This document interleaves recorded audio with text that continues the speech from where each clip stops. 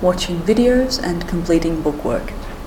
A lot of classes are doing video learning this year, and this is a quick video about how to get the most out of this and what we'll need you to do. So when you're watching videos, you do have to write the title, as I've done here, and all notes and examples. So at the moment you're watching me do this video about watching videos, which is pretty meta. You're writing this down.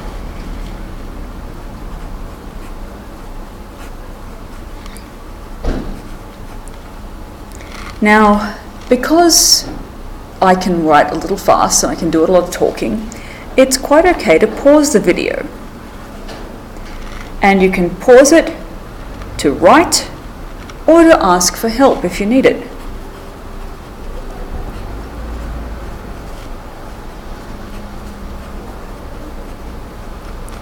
So it's quite alright to pause it, write a bit, pause it, write a bit. Keep up with where I'm at. Don't go watching half the video and then decide you'll take the notes. If you don't get something in the middle of the video, it's quite okay to pause it and ask your teacher for help. You will need to focus. No other music or videos playing, not chatting to the person next to you. You are paying attention to the video and the concepts. Now, some people do prefer to watch it twice.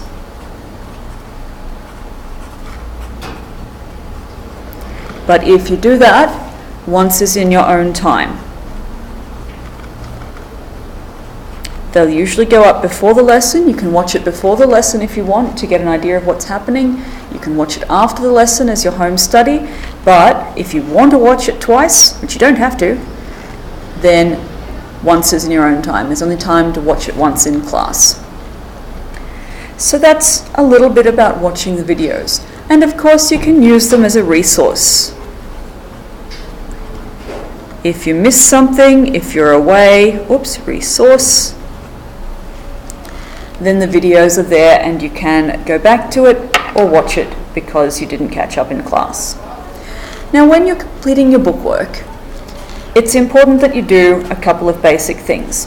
You rule your page up, either with one margin column, so use the whole page, or with two columns. It's up to you which you prefer, and you can combine them as I do. I put my notes across the whole page and then my working in two columns. So rule the page, one or two columns. You need to have the date at the top of the page or the top of the day's work.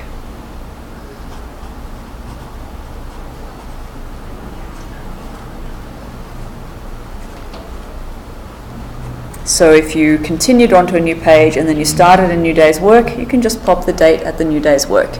But you do have to date every day's work. You need a title. Now usually that's the title of the video, so we've covered that. You need the notes, usually from the video, and you do need to, of course, paste in any handouts or file them in a way that will work for you.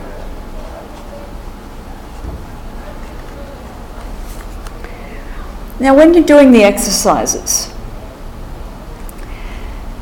you do have to be pretty organized with this as well. You write the exercise number or title.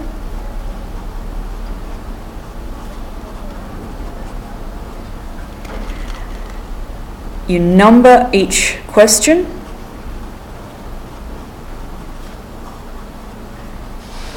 And I'll show you an example. Full working.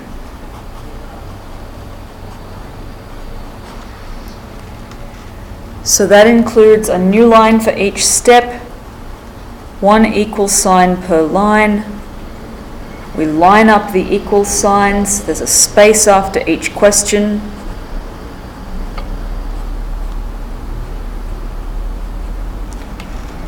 And you mark them and redo any that you get wrong.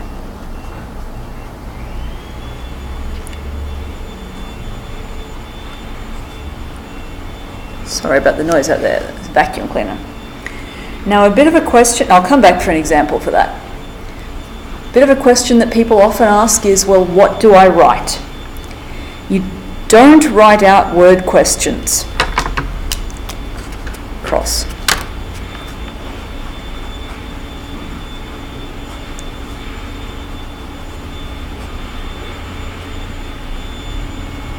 So if there's a word question, you don't copy all that out.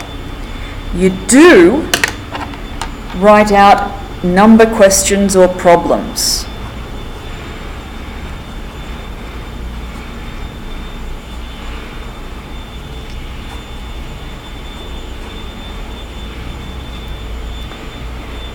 And if the question has a diagram,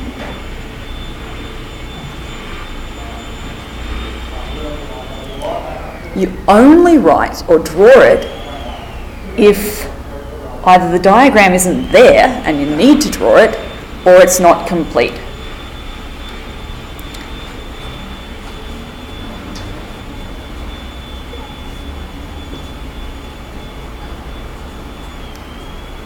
So if you need to complete the diagram, you'd have to draw it.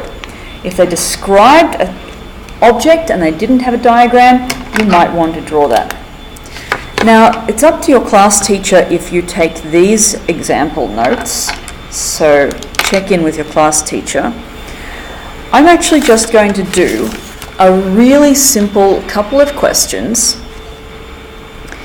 and you'll see that I rule up my page when I'm working in 2 columns. So what we have to write, here's the exercise I'm doing. It's exercise 4C on page 197. Exercise 4C, page 197. It's actually a good idea to give me more than I've asked for. Now the date I'm doing this is the 4th of February, but you put whatever date you want. And it's a really good idea to write down which questions were set for this lesson.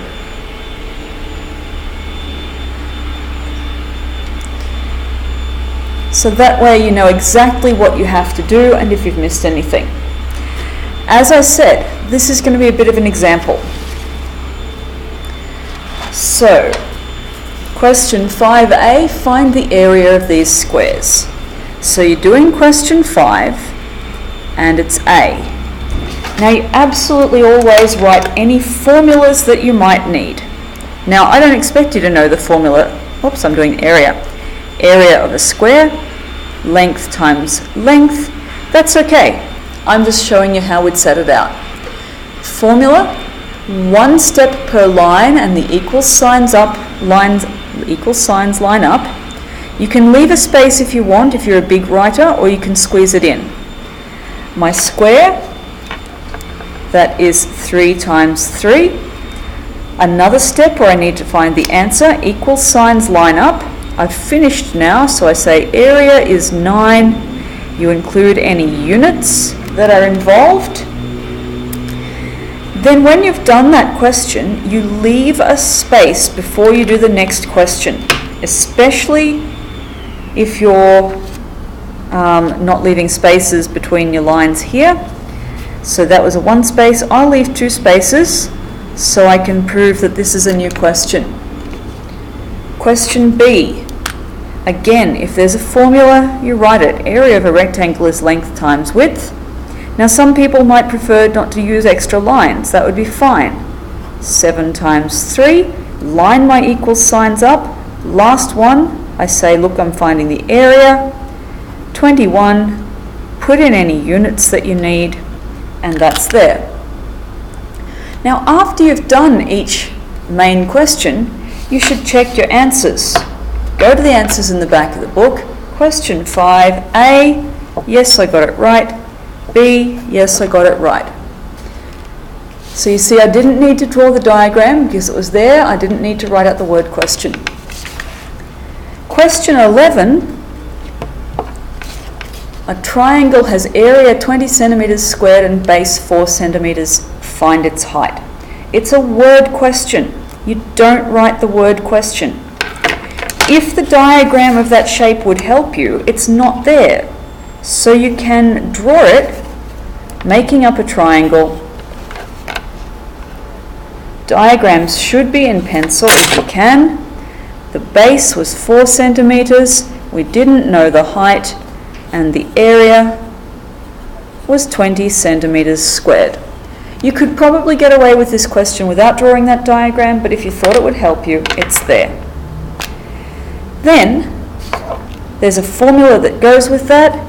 Area equals base times height divided by 2. You'd substitute in all the values you know, still keeping those equal signs. I know the area. Don't worry that you don't know how to do this. This is just an example of working. And we'll learn how to solve equations if we haven't learned that already. So if 40 is 4 lots of height, then the height must be 4. The height isn't 4. I did the wrong maths. The height must be 10 because 10 times 4 is 40. Now if I'd accidentally written that, and I'd gone, oh yeah, I'm right, and when I got to my answers, I'd go 10 centimeters. I didn't get that. If you can see what you did wrong, then fix it. I can see what I did wrong. That was height equals 10 centimeters. If you can't see what you did wrong and you got the wrong answer, then rework your question, probably not looking at that, and see if you can work that out. So that's a really good overview of how to do the videos and have the examples done.